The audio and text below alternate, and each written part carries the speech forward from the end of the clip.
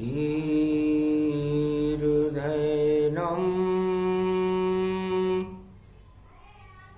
श्रवणपटे यतिवरा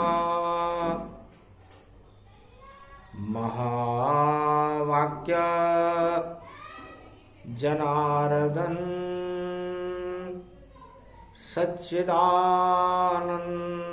त्वं शरणं ब्रजेश। यादवेन्द्रं दयादाता पुंडरीक्षा क्षीरसागर शयनम् कमलनयनं नमस्तुते नमामि श्रीहरि। धैर्य से जिसको धारण किया जाता है, कर्णपटुओं से जिनका पान किया जाता है, ऐसे सच्चिदानंद भगवान श्री यादवेंद्र सरकार को मैं नित्य ही चिंतन करता हूं, नमन करता हूं, जिनको नमन करने से मंगलादि मंगल तो हो ही जाते हैं, साथ ही में बहुत बड़ा बल मिलता है मनुष्यों को। वीणा पुस्तक धारणी लंबोदरी जगदम्बे नतमस्तके नमामि भगवती जगदम्बा नमः। वीणा पुस्तक धारणी हंसारूढ़नी जगदम्बे नया वृत्यान भरतखंडे भूमि आगमन मंगले चवाणी विनायको सर्व सिद्धिदायको गणनायको करिवर वदन। गिरजा सुत गणराज प्रथम तुम्हारे भजन से सिद्ध होए सब काज। वाणी ब्रह्माणी सरस्वती हंसारूढ़नी पुस्तक धारणी चार चतुर्भुज मुखारविंदम चोलम शेषांकृत्यम ब्रह्मकृत्यम विष्णुकृत्यम नमः शिवकृत्यम सर्वत्रलोक्य भौम्यम सम्राट जगत जननी जानकी प्राण वल्लभा वैष्णव महाशक्ति श्री सरस्वती। ओम भूभुवा स्वाहा सरस्वती देहिदात्री महारात्रि दिव्य दृष्टि यात ज्ञान शक्ति आच्छादित्य तन्मयो। वाणी ब्रह्माणी करो वाणी पर नितवास। राम कथा वर्णन करूं पूर्ण कर मास। संकट चोथ पौष का मासा पुनर्वसु में शक्ति प्रकाशा। पुनर्वसु नक्षत्र में संकट हरणी मंगल करनी चौथ का प्रकाश हो रहा था। कृष्ण पक्ष की चतुर्थी थी। संकट हटाने के लिए चौथ माता खड़ी हुई थी। बुद्धि देने के लिए रणथंबोर के गणेश खड़े हुए थे। इंतजार सूरज का और हो रहा गुरु के द्वार। पौष मास में सूर्य भी और नमन गुरु बारंबार। भगवान सूर्य कुमारिका क्षेत्र में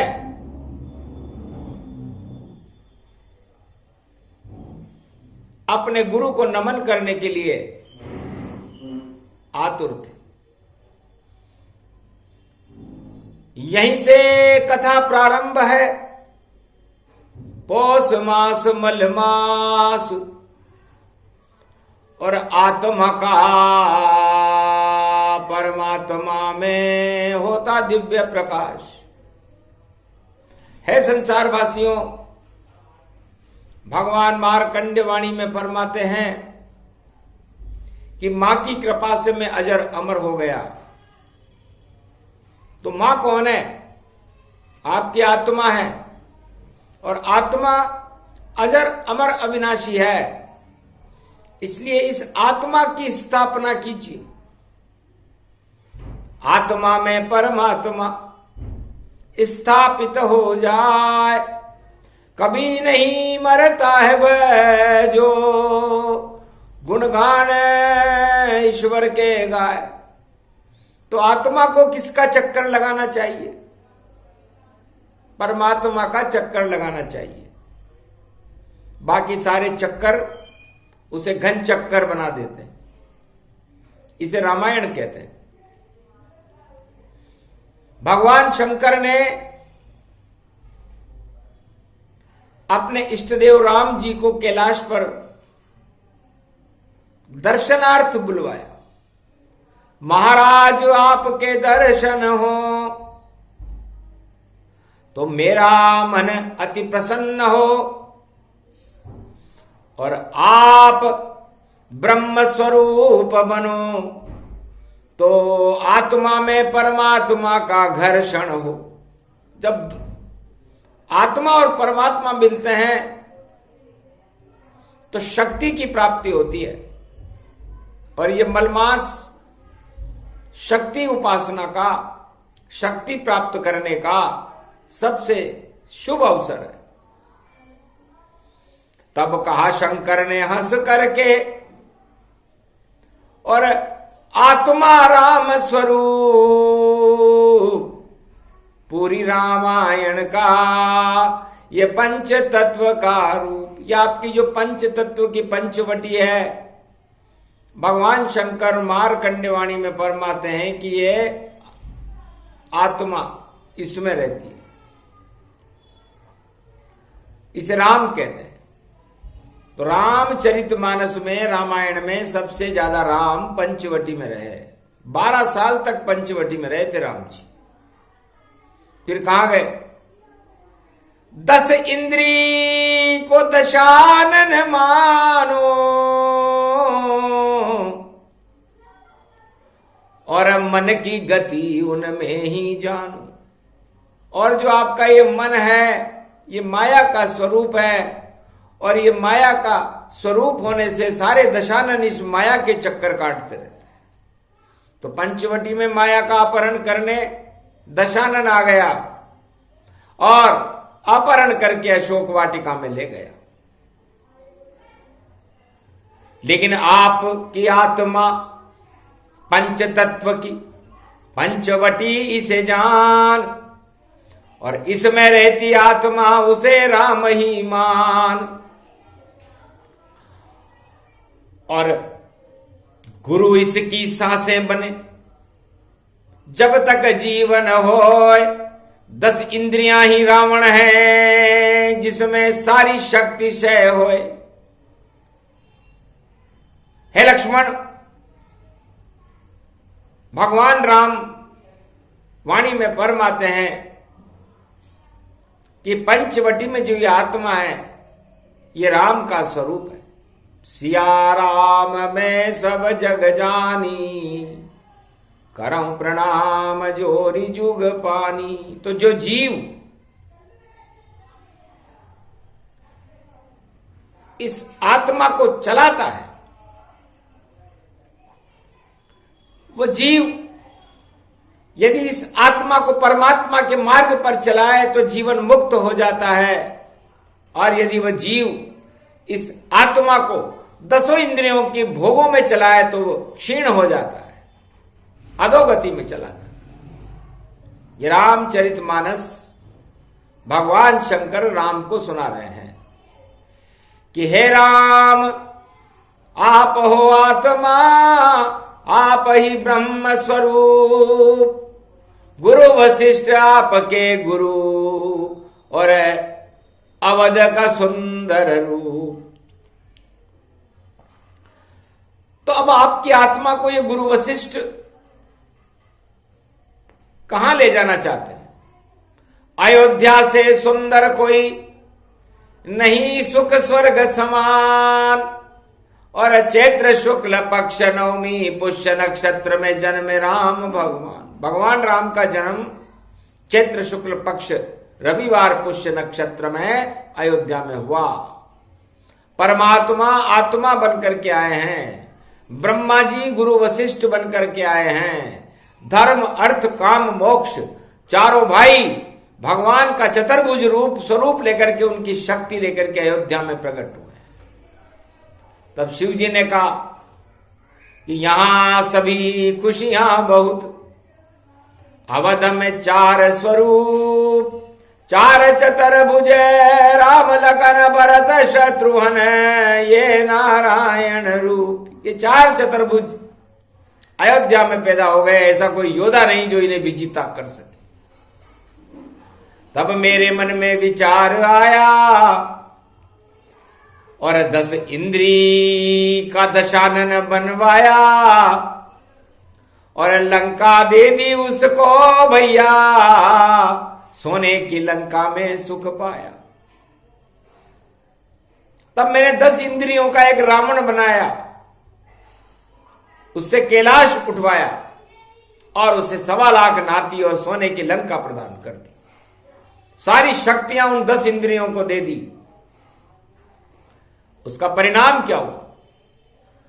ब्रह्म लूटने चलाव माया लूटी जाए, ब्रह्म माया दोनों नहीं लूटी और रावण खुद लूट जाए। रावण लूट गया और ब्रह्म और माया विजेता रही। रामचरितमानस ये संदेश सारे संसार को देती है। तो कलयुग में ये संदेश हर आत्मा के लिए है कि उसकी आत्मा राम का स्वरूप है और उसका ज्ञान गुरु वशिष्ठ का स्वरूप है और उसकी यात्रा परमात्मा के मार्ग पर हो जाए तो मुक्ति मिलती है, और यदि 10 इंद्रियों के भोगों में चली जाए तो रावण उस आत्मा और उस माया को ही समाप्त कर देता है। तो अद्भुत चरित्र अद्भुत ये ज्ञाना और सूरज रूप राम का माना, राम चले गुरु के घर जाई और गुरु को मिले राम रघुराई। तो जितने भी भारत के गुरु थे, मातंग ऋषि थे, भरद्वाज थे, जमदाग्नि थे, बड़े बड़े ऋषियों से भगवान राम मिलते गए, मिलते गए, मिलते गए। आखिर गुरु की कृपा राम पर हो गई अद्भुत अपार और सूरज चल रहा पैदल पैदल। त्रेता युग की बात, त्रेता युग में सूर्य पैदल चला था। सूर्य परदादा है भगवान राम के, सूर्य वंश में भगवान राम का जन्म है। सूरज आकाश में चलते हुए सतयुग में, द्वापर में और कलयुग में सबने देखा होगा, लेकिन है संसारवासियों, भगवान शंकर एक अजीब बात बता रहे हैं कि पहली बार त्रैताप हटाने के लिए सूर्य भगवान खुद भारत में प्रकट हुए अयोध्या में और पैदल पैदल भोग नगरी की ओर गए। दक्षिणाखंड में भोग ज्यादा होता है, दक्षिणाखंड में पाप ज्यादा होता है, दक्षिणाखंड में जितनी भी आत्माएं होती हैं पितृ दोषों से ग्रसित होती है। चाहे कितना भी विद्वान हो, कितना भी गुणवान हो, दक्षिणाखंड में जन्म लेने वाला व्यक्ति किसी न किसी श्राप दोष से युक्त है। तो विशर्वा ऋषि के घर में और पैदा हो गए श्राप, और ब्रह्मवेता के घर में देखो प्रगटे पाप ही पाप। जय और विजय को श्राप सनक सनंदन दे, बेकुंठन का पद छूटा चौकीदार का और जन्म दक्षिण में ले।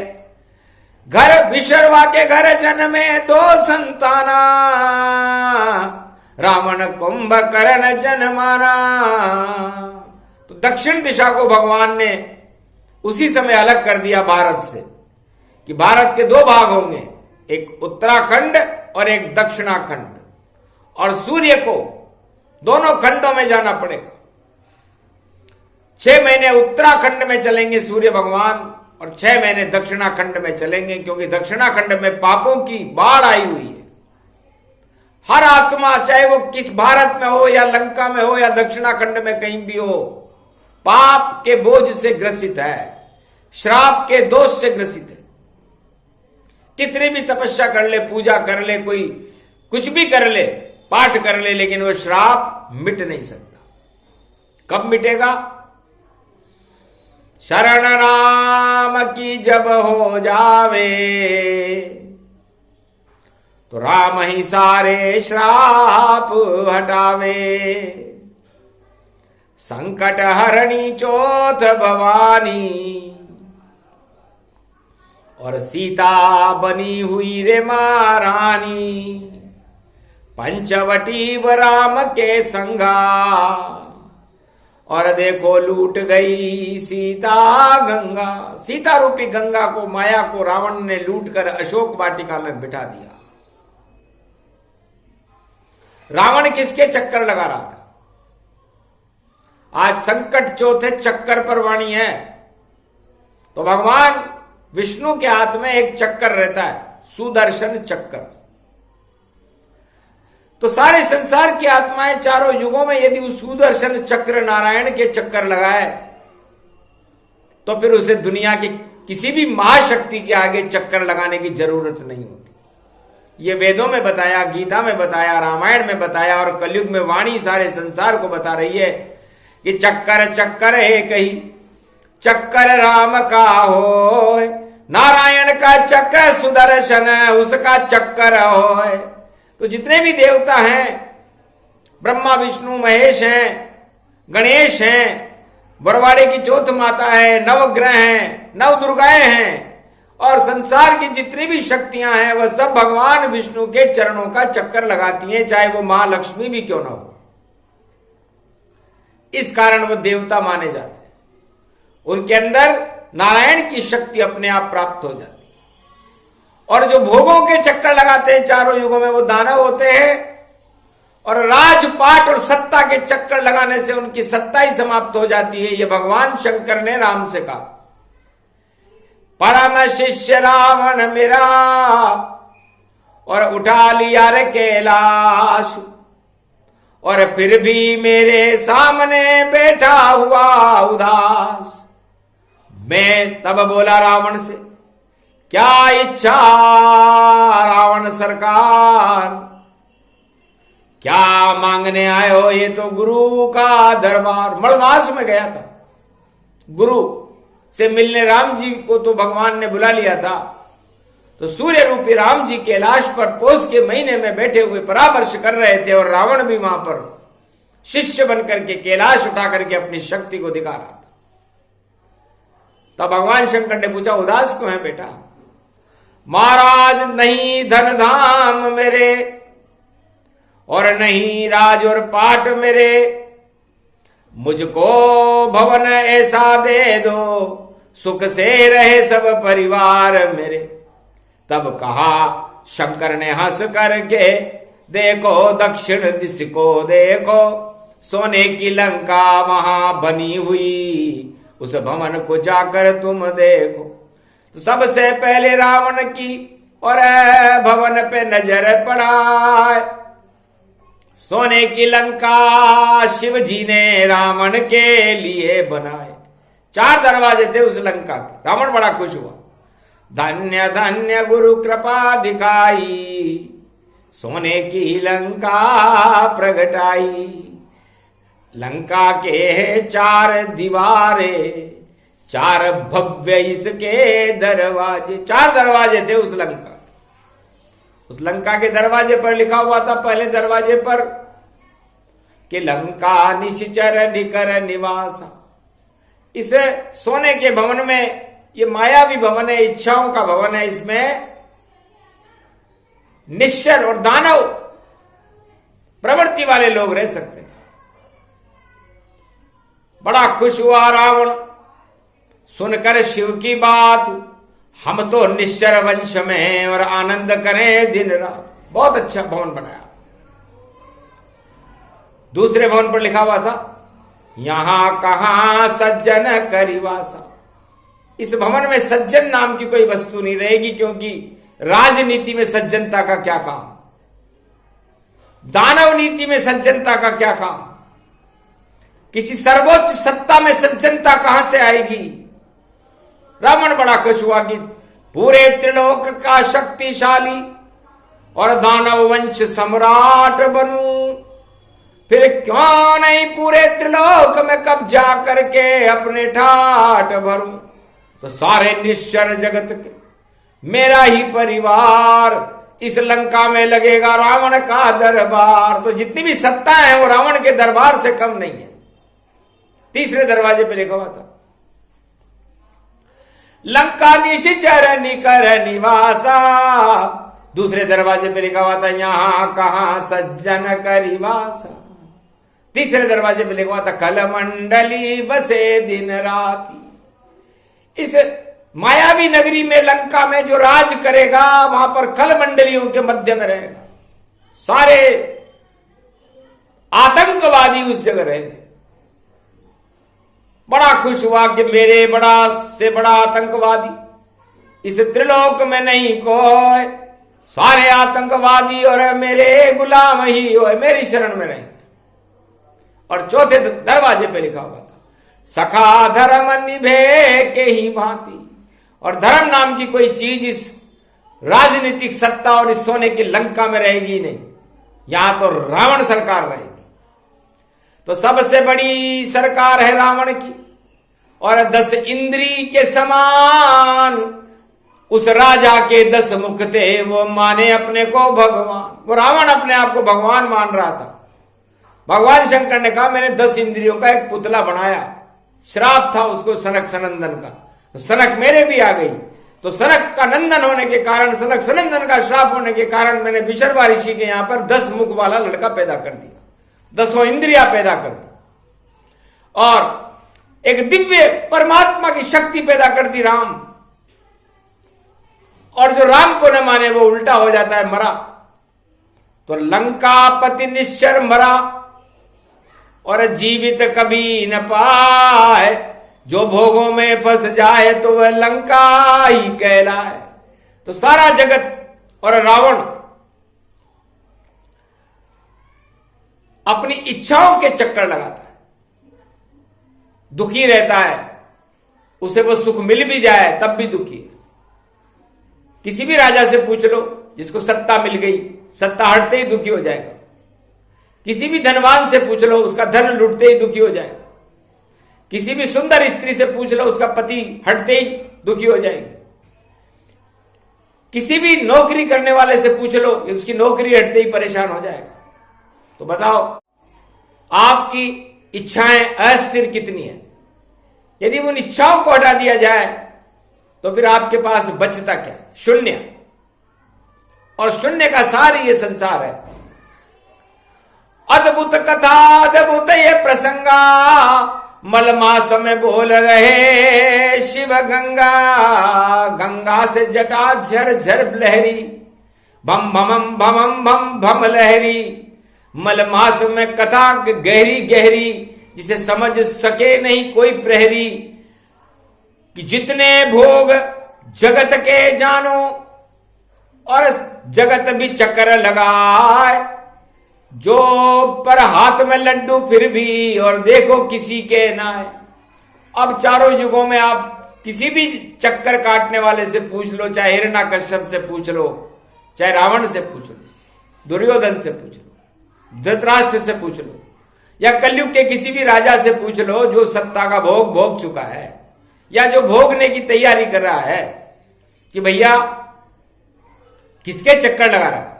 महाराज सत्ता बनाने के लिए प्रजा के चक्कर लगा रहा, और प्रजा ने उसे सत्ता के लिए चुन भी दिया। फिर इस उधेड़ बुन में रहे राजा, कि कहीं मेरा राज नहीं कोई छिन पावे। जब तक मैं मरूं नहीं इस दुनिया में, और राज मेरा ही चलता जावे। अब ऐसा कैसे संभव हो, सबको यहां मरना पड़ता है, और राज छोड़ना पड़ता है, कर्मों से लड़ना पड़ता है। तो पुण्य खत्म और कर्म खत्म, और अधोगति के पास। जितनी सत्ता जगत की सबका होता नाश। तो सारी सत्ताएं एक दिन समय पाकर नष्ट हो जाती, दुख का कारण है। इसलिए हे रावण, तुम इस लंका को ले जाओ, लेकिन सुखी रहना। यह भगवान शिव ने आशीर्वाद दिया। रावण बड़ा प्रसन्न हुआ और लंका का सम्राट बनने के बाद उसने कहा अच्छे दिन आ गए। वास्तव में रावण के अच्छे दिन आ गए थे, क्योंकि उसकी शादी मंदोदरी से हो चुकी थी। मंदोदरी भगवान राम की भक्त थी और उसके मेघनाथ लड़के का जन्म हो चुका था, और मेघनाथ की शादी इंद्रलोक की लड़की सुलोचना से हो चुकी थी।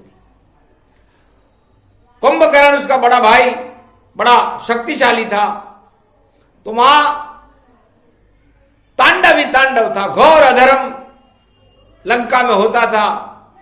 एक छोटा भाई था विभीषण, वह भगवान राम की भक्ति करता था। उसे आनंद लंका में नहीं, और देखो कभी वहां आया। एक दिन पड़ गई लात उसके, तो शरण राम की वह पाया। मारी लात विभीषण जब ही, आयुहीन भये सब तबही। तो धर्म के लात लग गई। राम जी को अच्छा नहीं लगा, क्योंकि अधर्म के लात लगे तो राम जी का अच्छा लगता है। राम जी को किसी ने अधर्म के लात मारी, और वो तो भगवान ही मारते। चारों युगों में किसी राजा में इतनी हिम्मत नहीं कि वो अधर्म के लात मार सके, क्योंकि वो तो खुद अधर्म करता है। और धर्म के लात पड़ गई भारी, लंका विनाश की तैयारी। मलमास में उधर रावण खड़ा, इधर शक्ति छवि राम प्यारी। तो उधर रावण इधर राम, और गुरु बीच में होय।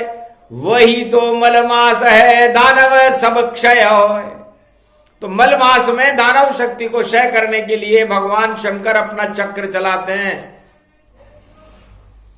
और भगवान राम अपनी सारी शक्ति भगवान शंकर के चरणों में रख देते हैं कि जितनी शक्ति मेरे पास है,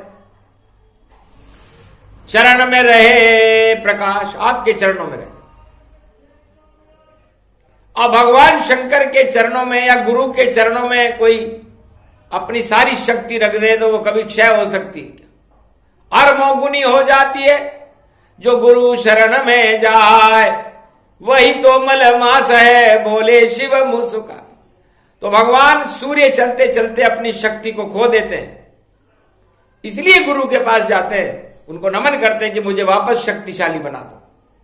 और गुरु की कृपा से मकर संक्रांति का सूर्य तेज लेकर के फिर उत्तरायण चलने लगता है। तो हर वर्ष उसे अपनी शक्ति को चार्ज करने के लिए, शक्ति को प्राप्त करने के लिए गुरु के घर में जाना चाहिए।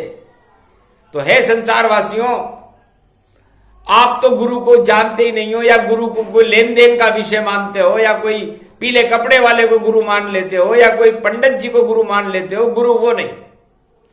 एक भी गुरु कलयुग में नहीं कर सकता चार्ज, पर वह तो चार्ज करता है आपसे। यार आश्रम चंदा धार, मुझे चार्ज करो, मुझे चंदा दो। तो आप तो वहां चार्ज होने गए थे, लेकिन आप वहां डिस्चार्ज हो गए, आपसे उसने और चार्ज ले लिया। तो कलियुग केवल नाम आधारा, सुमर सुमर नर उतरई पारा। इसलिए कलयुग में गुरु परंपरा नहीं है, क्योंकि सारे गुरु चार्ज लेते हैं अपने से मिलने का, इसलिए वो डिस्चार्ज हो जाता है उनका शिष्य। और गुरु वशिष्ठ कुल पूज्य हमारे, इनकी कृपा धनुजरण मारे। तो गुरु वशिष्ठ ने कभी भी भगवान राम से कोई चंदा नहीं लिया, विश्वामित्र ने भी चंदा नहीं लिया।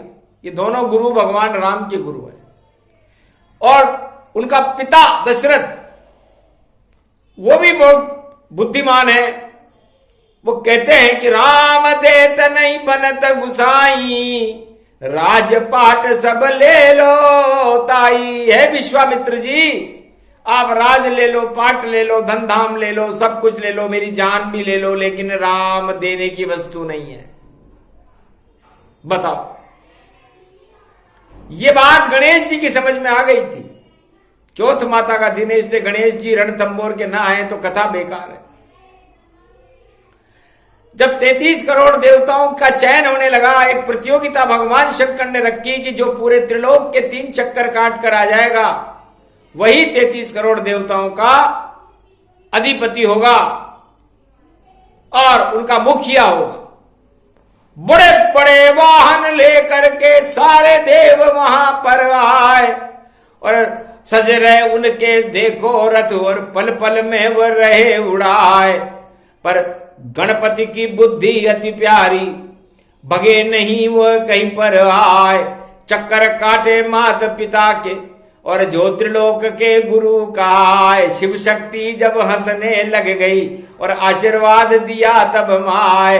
हंसकर बोली तब जगदम्बा, गणनायक तुम बेटा पाए। शिव जी ने भी कहा तथास्तु, ऐसे गणनायक बन जाए।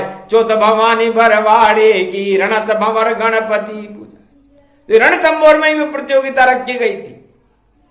रणथंबोर हर रण से विजेता बना देता है, हर ऋण से मुक्ति प्राप्त करा।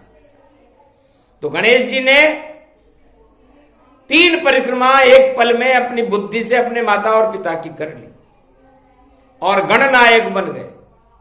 इसे कहते हैं शक्ति, दिमाग। तो चक्कर किसके लगाए उन्होंने? अपने माता पिता के लगाए। परिणाम क्या निकला? 33 करोड़ देवताओं के गणनायक बन गए। तो हे संसार वासियों, आप किसके चक्कर लगाना चाहते हो? गणेश जी से सीखो।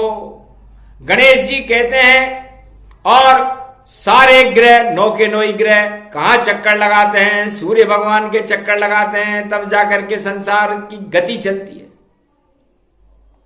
संसार का चक्र ही न चले यदि सूर्य भगवान के यानी कि परमात्मा के कोई चक्कर न लगाए। और सूर्य इस समय किसके चक्कर लगा रहा है? सूर्य लगा रहा है चक्कर, पहुंच गया वह गुरु के पास। और संकट चौथ पड़ गई रे कलयुग है, और देखो हो गया दिव्य प्रकाश। गुरु की कृपा मिली जब सूरज, और सूरज शक्ति हुई विश्वास। और मोह गुना शक्ति बढ़े सूरज, और मकर संक्रांति करे प्रकाश। उत्तरायण सूर्य होने वाला है। गुरु की कृपा से एक व्यक्ति जाता है बस गुरु के पास। पूरे कलयुग में एक वर्ष में यदि कोई अपने गुरु के पास जाता है तो वो सूर्य भगवान है, और बाकी 12 महीने सारे ग्रह उस सूर्य के चक्कर लगाते हैं। तो अद्भुत ज्ञान, अद्भुत ये गीता, और सुन लो राधा गोविंद सीता। तो भगवान शंकर ने कहा कि मैं ये इसलिए समझा रहा हूं कि आपको चक्कर कहां लगाना चाहिए। भगवान शंकर ने कहा मैं तो राम जी जो मेरे इष्ट देव हैं, बालक मेरे सामने बैठे हैं इस समय, वो मुझे गुरु मान रहे हैं और मैं उनको गुरु मान रहा हूं। वो मेरे चक्कर लगा रहे हैं, मैं उनके चक्कर लगा रहा हूं मलमास से। तो हे संसार वासियों, किसी राजा फाजा के चक्कर मत लगाओ, न किसी धनवान के चक्कर लगाओ, न किसी गुणवान के चक्कर लगाओ, न किसी परिवार के चक्कर लगाओ। चक्कर लगाना ही है आपको तो अपनी जिंदगी में एक बार भगवान नारायण का चक्कर जरूर लगाओ। तो 1 साल में एक बार तुम चक्कर नारायण के लगाओ। या तो उनके मंदिर जाओ या उनके गुणगान ही गाओ। तो चार्ज हो जाएगी शक्ति तुम्हारी और प्रबल आत्मा तुम बन जाओ। जो भी चक्कर लगावे नारायण के तो जीवन मुक्त है वह खुद ही का, वो आत्मा जीवन मुक्त हो जाती है। और यदि आपने भोगों का चक्कर लगाना शुरू कर दिया जैसे रावण ने लगाया, अधोगति में जाओगे। तो सारे चक्कर लगाना और समय खराब करना है आपका। इसे सत्ता वत्ता छोड़ दो, छोड़ो सब संसार, शरण रहो तुम राम की, बाकी सब बेकार। मलमासों का ज्ञान ये और गुरु और शिष्य प्रवेश, गुरु शिष्य का मिलन है नहीं यहां कोई शेष। तो गुरु और शिष्य जब मिलते हैं तो वहां फिर कुछ भी शेष नहीं रहता। गुरु शिष्य को शक्ति से भरपूर कर देता है। इसलिए सूर्य एक वर्ष में 2 बार गुरु के पास जाते हैं। जब उत्तरायण सूर्य में बनने के लिए आते हैं तब जाते हैं, और एक बार जब दक्षिणायन सूर्य दक्षिण की तरफ प्रवेश करते हैं तब जाते हैं।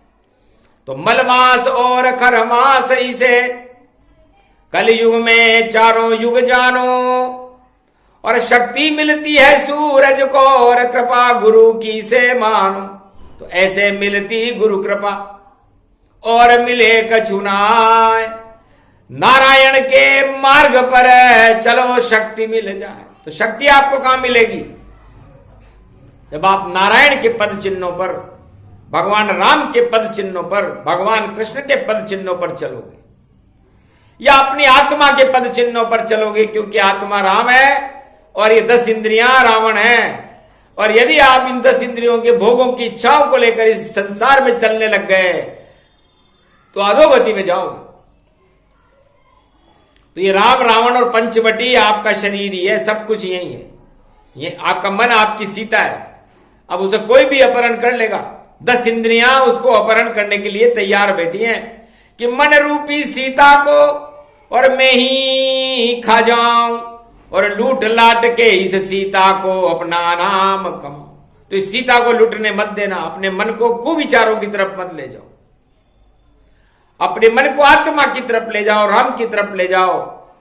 इसे रामायण कहते हैं। इस पंचवटी में राम जहां बैठे हैं वहीं सीता बैठेगी।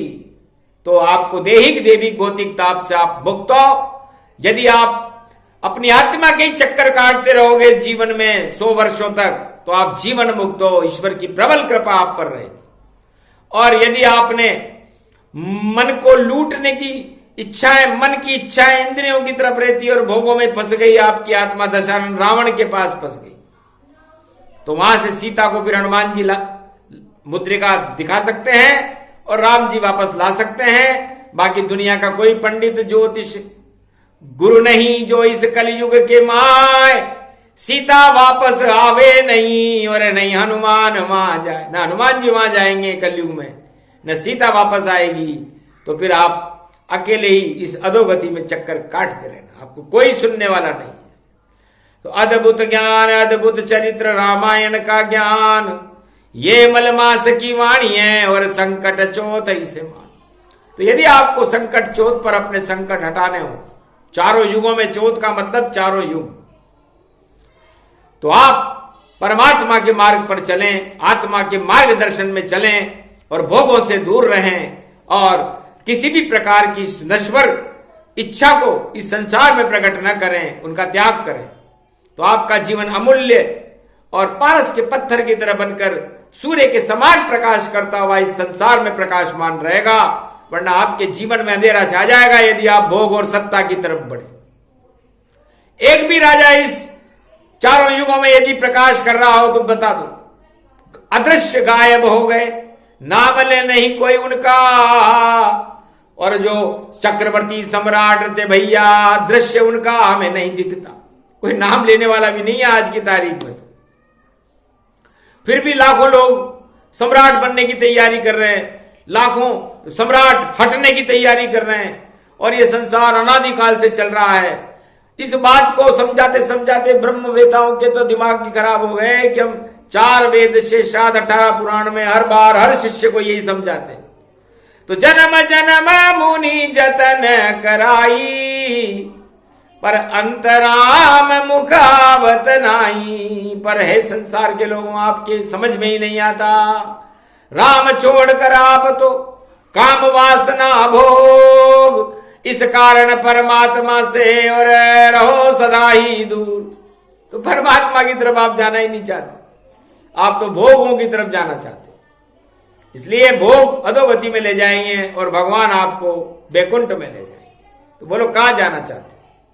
ये मलमास की कथा है और संकट चतुर्थी में रविवार के दिन सुनाई जा रही है भारत में।